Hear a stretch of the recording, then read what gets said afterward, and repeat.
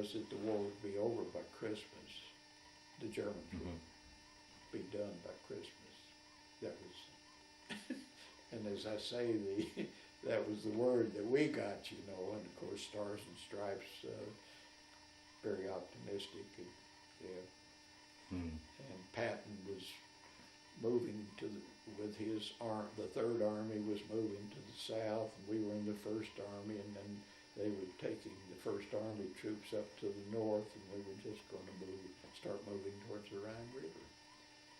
Well, that all changed. It all changed. It all changed about 4 days before Christmas. And then all hell broke loose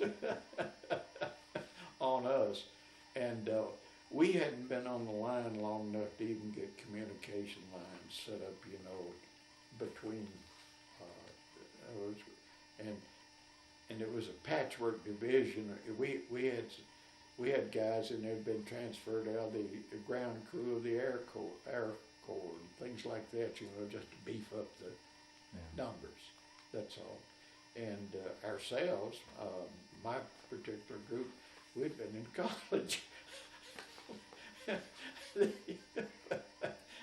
We had basic training, but we'd been in college a year, and just they pulled out, you know, they collapsed ASTP and sent us up there and got us ready to go overseas.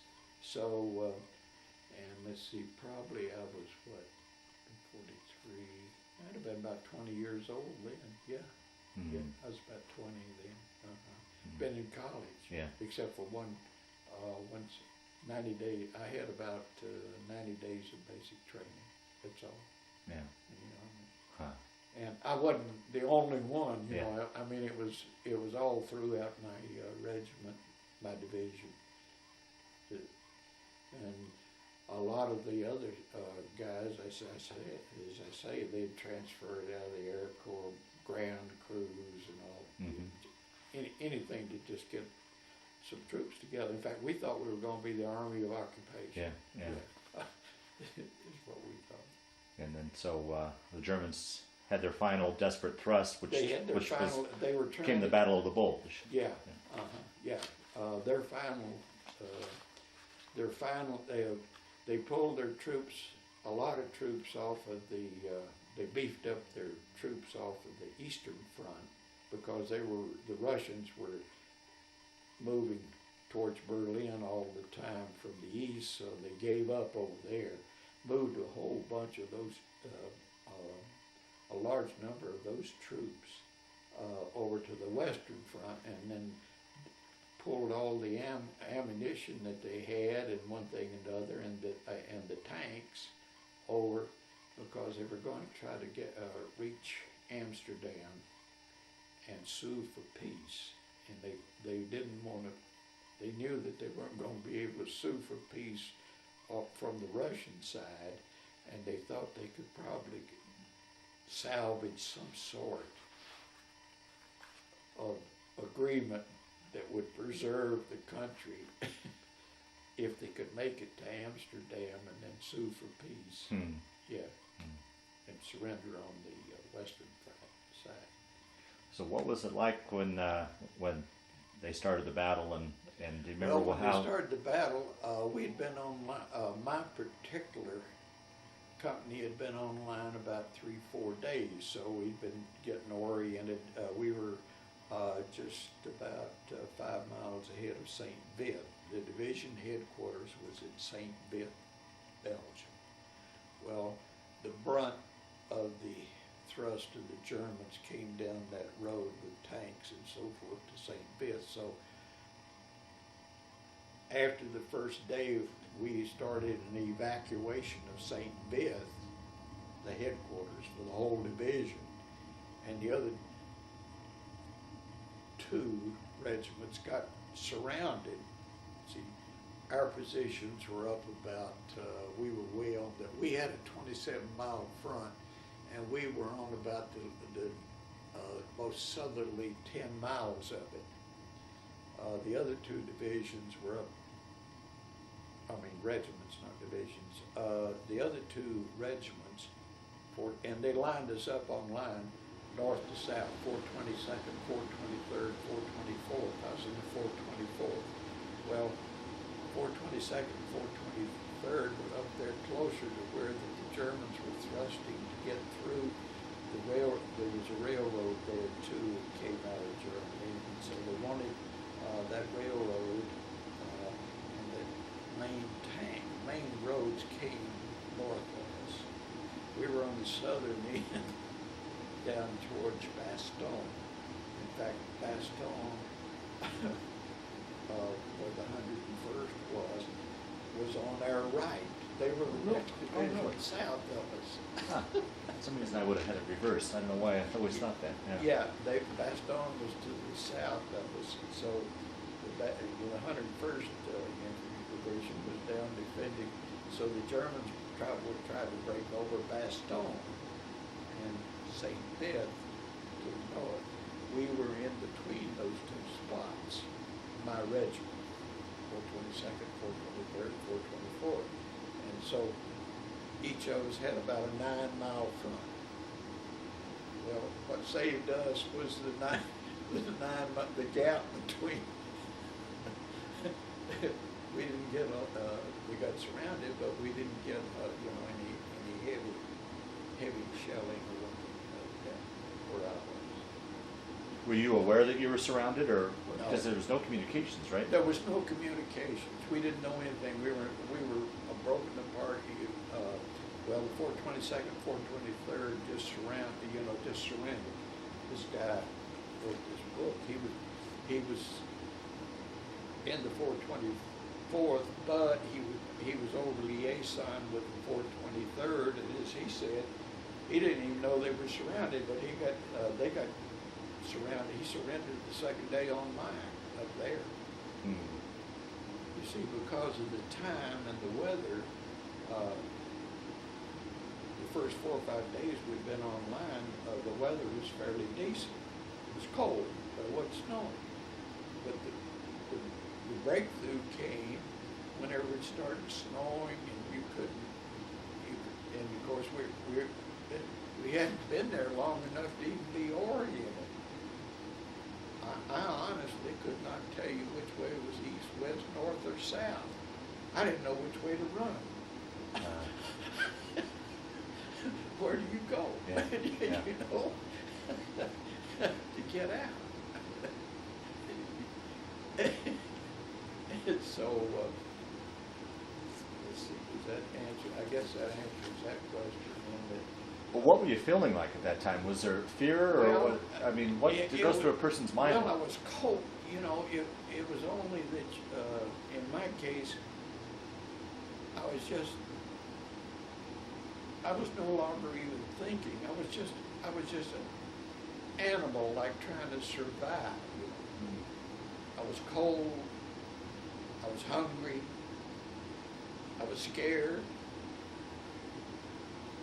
Didn't get sleep even at night. You had to lay down in the snow, and you ought to read this guy's book about how you couldn't feel your feet. You were walking around on stumps, you know, and we weren't getting so much artillery coming in at us as they did further north. But as I say, we didn't know which way to go. It's just, you're out in the cold and you go this way and you run into firing. And so you go, well, back up and go the other way. Stuff like that. And we weren't getting any food, of course, because we were surrounded and isolated, so there was you had whatever you had on, and that was it. So you didn't have proper clothing as well? I mean, Oh no, we weren't dressed for winter weather at all. No, that's why we had so many cases of frozen feet. As I say, and once it started snowing like that, you know, the snow went on. We were out in deep snow for, I don't know, 10 days or something. I think, didn't they say that was like the worst winter Europe had experienced in like 50 years? It was. It's the worst winter in 50. what I read later, was the worst winter they'd had in 50 years. By the way, in his book there, he gives the temperatures. He looked them up. And he was a PW at those temperatures. But he was indoors as a PW. Yeah. Now, they weren't feeding him anything particularly, but we were outdoors. And you couldn't build a fire because that give away your position, right? Well, we had nothing to build a fire with. When the snow is like this snow that hit here, what do you do outside? When the snow is like it was here over Christmas. Yeah. What can you do out there? And you're outside. You're not inside, you're outside. What can you do?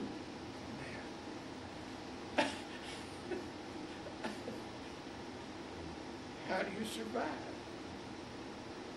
Well, we just went through, I was in Australia, but I can't imagine. I can't you fathom. just lay down in a snowbank and shiver.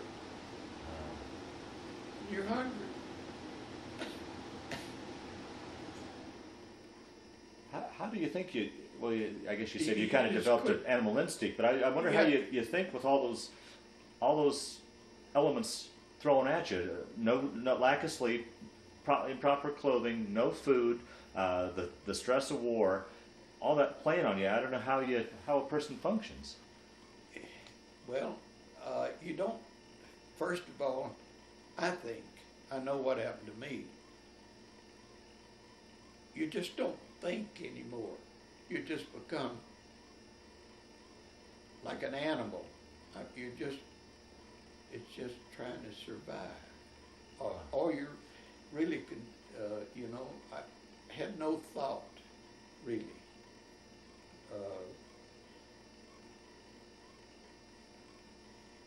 It's just miserable. Yeah. And so, 2 or 3 times I figured, well, I'll never, I'll just lay down here and die in the snow. That's all.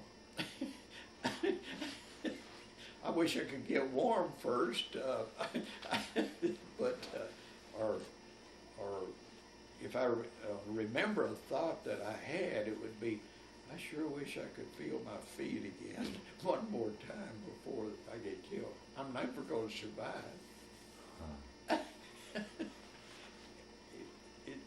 It's sort of fatalistic, I think, and someone will say, well, let's go over here.